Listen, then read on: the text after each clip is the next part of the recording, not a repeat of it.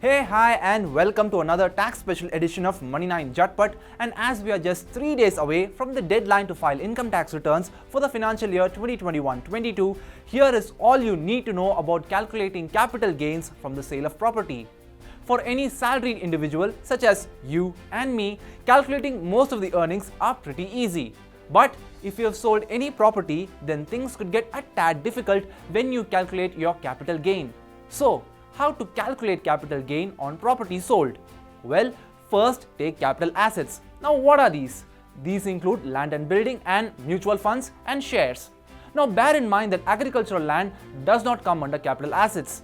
Here, capital gains tax is levied at the time of transfer of assets such as land, building, shares and mutual funds among others.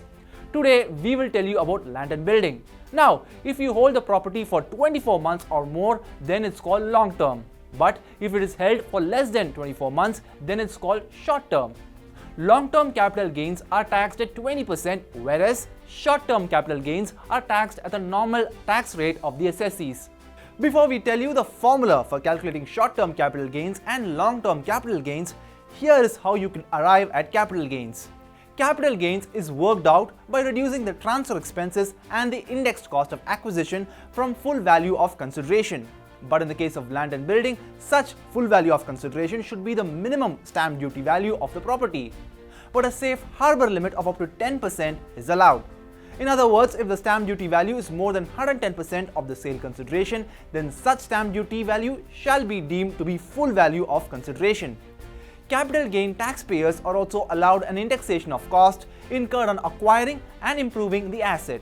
Furthermore, you, the buyer, will have to deduct tax on behalf of the seller at the rate of 1% of the total consideration, that is, if the consideration exceeds 50 lakh rupees.